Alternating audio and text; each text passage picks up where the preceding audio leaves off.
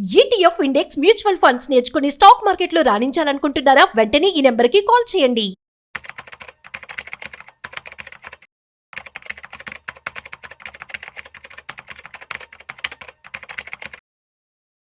Hello అండి. నమస్తే. నమస్తే. ఇప్పుడు మనం ఇండియాది పరిస్థితి చూసుకున్నట్లయితే ఎలక్ట్రానిక్స్ ఎక్కువగా ఎక్స్‌పోర్ట్ చేసుకుంటున్నారు. ఇంతకుముందు ఫార్మా కంటే కూడా ఈ యాహ్! 2025లో అని అంటున్నారు. యాహ్! అది ఎంతవరకు నిజమంటారు? ఏమంటారు? సర్ప్రైజింగ్ ఏంటంటే 2013, 2014 అప్పుడు మనం హ్మ్. 80% మొబైల్ ఫోన్స్‌ని మనం ఇంపోర్ట్ చేసుకునేవాళ్ళం. హ్మ్. ఇండియాలో మ్యానుఫ్యాక్చరింగ్ లేక ఇండియాలోనే ఇంపోర్ట్ చేసుకునేవాళ్ళం. అంటే అప్పట్లో లావా, హ్మ్. మైక్రోమాక్స్ అట్లా లోకల్ బ్రాండ్స్ ఉన్నా సరే అవి చైనీస్ మ్యానుఫ్యాక్చరింగ్‌కి తట్టుకునేవి కాదు. బట్ అప్పట్లో బీనయ్యేదన్నమాట కొంచెం తక్కువ. సో ఆల్మోస్ట్ 80% మనం ఇంపోర్ట్ చేసుకునేవాళ్ళం. 22 కల్లా గవర్నమెంటోళ్ళు అప్పటికే పీఎల్ఎస్ స్కీమ్ బిగిన్ చేశారు. PLI scheme. దాంతోటేందంటే లోకల్ మ్యానుఫ్యాక్చరింగ్ బిగిన్ అయింది. అండ్ గట్టిగా ప్రొడక్షన్ బిగిన్ చేశారు. అండ్ 22 కల్లా ఇండియాలో కావాల్సిన మొబైల్స్‌ని మన ఇండియాలో తయారు చేయడానికి బిగిన్ చేశాం. ఓకే.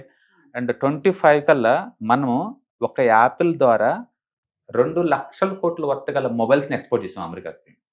ఓహ్! 2,00,000,000,000 2,00,000,000 వర్త్. అదే. హ్మ్. యాపిల్ పుణ్యమా అంటే ఇప్పుడు టోటల్ మొబైల్ ఎక్స్‌పర్ట్స్‌లో, టోటల్ ఎలక్ట్రానిక్స్ ఎక్స్‌పర్ట్స్‌లో హ్మ్. ఒక 40% వాటా ఒక యాపిల్ నుంచి వస్తది. వస్తుంది. ఎందుకు మనం ఇంటర్నేషనల్ ఇన్వెస్ట్‌మెంట్స్‌ని ఎంకరేజ్ చేయాలి అంటే, అది వస్తే ఒక కంట్రీ యొక్క పర్సెప్షనే మార్చిపడేసిద్ది. ఒక కంట్రీ యొక్క కాన్ఫిడెన్స్‌ని బిల్డప్ చేస్తది. అంటే ఫారిన్ ఎఫ్‌డిఐని అట్రాక్ట్ చేస్తా ఉంటదన్నమాట. అందరి ఫారిన్ ఇన్వెస్ట్‌మెంట్స్‌ని కూడా. అందుకని okay. Government they push for the other companies అన్నమాట. మా దేశం రండి, మా దేశంలో ఎందుకు పెడతారంటే అది. ఇప్పుడు చిప్ మ్యానుఫ్యాక్చరింగ్ ఈ డిసెంబర్ కల్లా ఫస్ట్ చిప్ బయటకొచ్చింది ఇండియాలో. First made in India chip. Okay. ఇప్పుడు మొత్తం 6 ఉన్నాయి. పెద్ద ఇన్వెస్ట్‌మెంట్స్ తోటి రన్ అవుతున్న చిప్ మ్యానుఫ్యాక్చరింగ్. హ్మ్. అందుకని ఇప్పుడు దాకా సైలెంట్‌గా ఉన్న ఈ ఎలక్ట్రానిక్స్ గూడ్స్ సడెన్‌గా ఈ 24 అయిపోయేలోపుకల్లే ఫార్మాని బీట్ చేసి థర్డ్‌లోనే బిగ్గెస్ట్ ఇండస్ట్రీగా మారింది. Export oriented. Oh! Third okay. Biggest industry. అంటే ఫస్ట్ ఇంజినీరింగ్ ప్రొడక్ట్స్ ఉంటది. అండ్ సెకండ్ ప్లేస్‌లో పెట్రోలియం ప్రొడక్ట్స్. హుహు. ఎందుకంటే రిలయన్స్ వాళ్ళు రీసైక్లింగ్ చేసేసి మళ్ళీ అమెరికా, అదర్ కంట్రీస్, యూరప్ పంపుతారన్నమాట. చేస్తున్నారు. అండ్ థర్డ్ వన్ ఇప్పుడు ఎలక్ట్రానిక్స్ వచ్చేసింది already space. Electronics and fourth వన్‌కి డ్రగ్స్ అండ్ ఫార్మాస్యూటికల్స్. అండ్ అందుకని చాలా మంది ఇండియా అనగానే ఫార్మాస్యూటికల్స్ అనుకుంటారు ఎక్స్‌పర్ట్స్‌లో. కానీ ఫార్మాతో పోల్చుకుంటే ఆల్మోస్ట్ ఇంజినీరింగ్ ప్రొడక్ట్స్ 3 రెట్లు ఎక్కువ. అంటే పెట్రోలియం 2 టైమ్స్ ఎక్కువ. చాలా మంది ఫార్మా అనుకుంటారు. ఫార్మా కాదు, అంతకు మించి అన్నమాట. అండ్ తర్వాత డ్రగ్ ఫార్మాస్యూటికల్స్ తర్వాత gem and jewellery. Okay. And jewellery తర్వాత ఆర్గానిక్ అండ్ ఇనార్గానిక్ కెమికల్స్ అన్నమాట. ఇవి టాప్ లీడింగ్‌లో అన్నమాట. ఇంత ముందుతో పోల్చుకుంటే ఇప్పుడేందంటే అమెరికా తోటి జీరో ట్రేడ్ టారిఫ్ అగ్రీమెంట్ జరగబోతున్నాయి. అండ్ ఇటు లండన్ తోటి కూడా టై అప్స్ అవుతున్నారు. Free trade agreements. అండ్ యూరోప్‌తో కూడా టాక్స్ నడుస్తున్నాయి.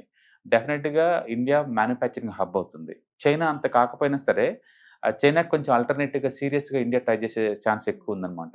అందుకని ఇప్పటికే ఇది బిగిన్ అయింది. ఇంతకుముందు ఇంపోర్ట్ ఎకానమీ దగ్గర నుంచి మనకి ఎనఫ్‌గా తయారేసుకొని ఎక్స్‌పోర్ట్ చేసే స్టేజ్‌కి మనం చేరాము. అంటే డెఫినిట్‌గా ఈ మొబైల్ దాంట్లో ఎంత సక్సెస్ మనం చూసామో, మిగతా అన్నిటిలో కూడా ఎలక్ట్రానిక్స్‌లో కూడా మనం చూస్తాము. అండ్ రీసెంట్‌గా మనం చూస్తుంటే ఈవెన్ డిఫెన్స్ కూడా గవర్నమెంట్ చాలా ఫోకస్ చేస్తున్నారు. ఆ టోటల్ ఆల్మోస్ట్ 5.5 లాక్ క్రోర్ బడ్జెట్‌లో అంటే మెజారిటీ అంతా లోకల్ మ్యానుఫ్యాక్చరింగ్ ఇండియాకి ఇస్తున్నారాళ్ళు. మ్యానుఫ్యాక్చరింగ్ అది స్టిమ్యులేటర్ కావచ్చు, లేకపోతే సాఫ్ట్‌వేర్స్ కావచ్చు, రాడార్స్ కావచ్చు, డిఫెన్స్ సిస్టమ్ చాలా వరకు కూడా లోకల్ మ్యానుఫ్యాక్చరింగ్ బిగిన్ చేశారు.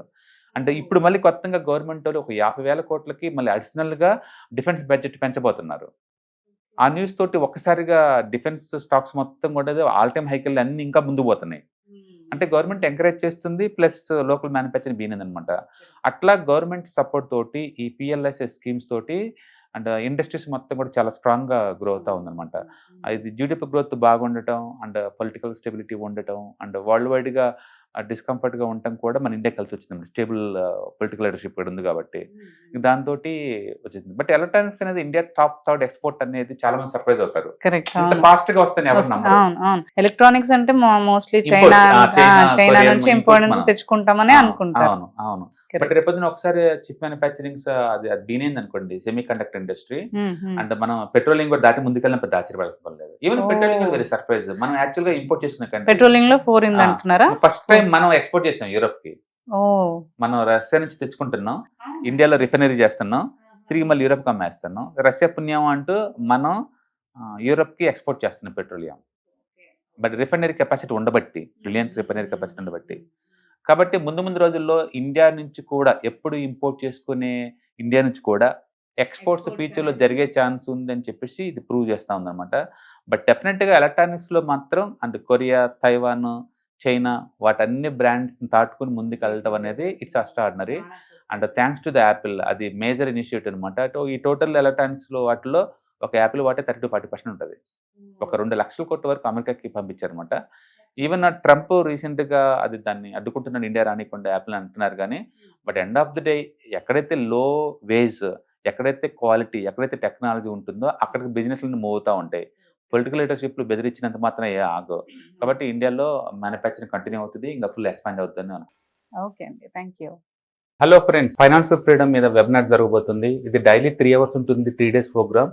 దీంట్లో మీకు ఫైనాన్షియల్ ఫ్రీడమ్ ఎలా సాధించవచ్చు via with ETFs, index funds, mutual funds ద్వారా డీటెయిల్ గా ప్రాక్టికల్ వేలో మీకు ఎక్స్ప్లెయిన్ చేయబడుతుంది. అండ్ దీంట్లో ఎనీ డౌట్స్ ఉన్నా సరే ఇమీడియట్ గా వెబినార్ లోనే ఎక్స్ప్లెనేషన్ చెప్తారు.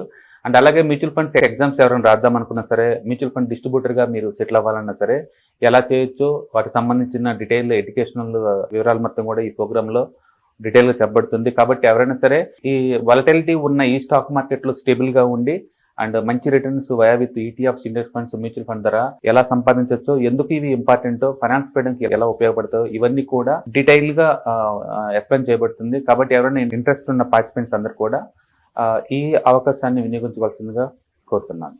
Thank you.